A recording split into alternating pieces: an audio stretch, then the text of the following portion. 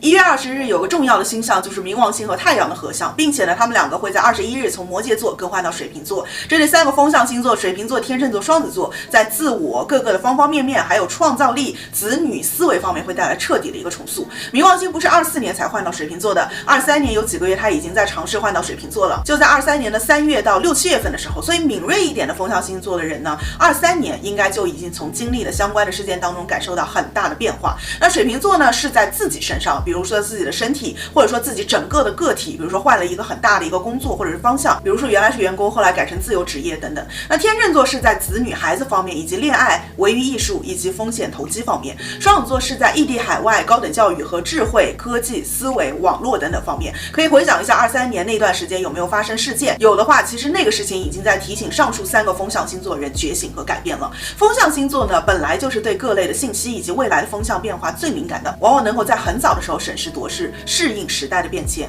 那在过去的10多年，代表一种社会规则制定的冥王星是在土象星座，就是08年、09年开始到23年。那冥王星在土象星座对3个风象星座的人来说呢，不算太友好，是一个失势的位置。命运呢，可以用4个字概括：时势造势。就是说，发展的好跟发展的不好，都是源自于某种环境背景，自己可以把握的不多，可以扭转的方面也不多。比如说，走在路上突然间被星探发现了，或者误打误撞学了一个还蛮先进的学科，或者说因为某种意外踏上了哪条路等等的，也比较容易受到某种政策环境的一个制约。那冥王星象征的是一种权势，所以很多风象星座人从那个时候开始跟权势是远离的，或者说自己的家庭方面。那23年呢，稍微有一点点变化，到24年1月21日这次换座开始，未来冥王星在水瓶座这20年，风象星座最明显的变化就是在社会上会重新回归一个极有权势的位置。所以未来20年，风象星座在政界、商界活跃的会非常多，就有权有势，从政从商各类的名流、出名的人，这种大佬的人物，你会发现很多都是风象星座的人。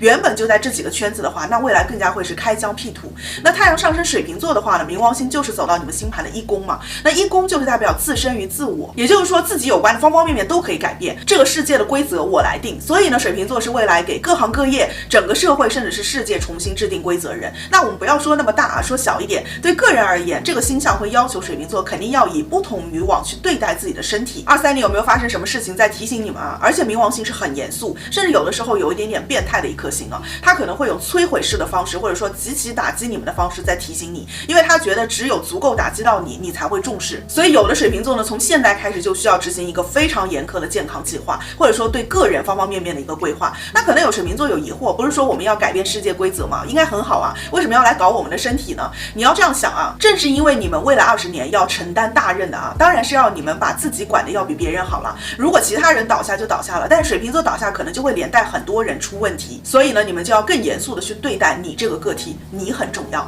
那天秤座呢，冥王星是走到了你们星盘的5宫，5宫就是跟孩子啊、恋爱啊、美啊、艺术啊有关的宫位，所以呢，太阳上升天秤座的人未来在这些方面都会有很深化的一个改变。23年可能就会有发生相关的事情啊，它不是说变得不好，而是说有一种真相大白的感觉。那这种真相大白会让天秤座需要以一种新的方式去对待5宫相关的一些事情，当然是比以往是更好的。比如说你会以一种更理性、更开明的态度，更有创新性、更平等的这样的方式，这都是水瓶座象征的意涵嘛。而需要你们转换态度的一个原因呢，很简单，因为天秤座会意识到用一种新的方式会让别人更听话，更容易受自己的管理，在这些方面会更顺。同时呢，天秤座的一个冒险性会增强。以前呢，对于碰运气这种事情，天秤座是会犹豫的，接下来可能就会想要去试试运气，所以呢，也能够抓准一些带有投机性质的、暴力性质的领域或者是事情。生命呢，会有好几次的一个大翻盘，会尝试一些带有风险性的、不那么稳定的一些东西。像文娱体育圈啊，未来20年应该又会新增很大一批天秤座的人。双子座啊，万万没想到你们要去搞学术、搞对外交流、搞外交了啊！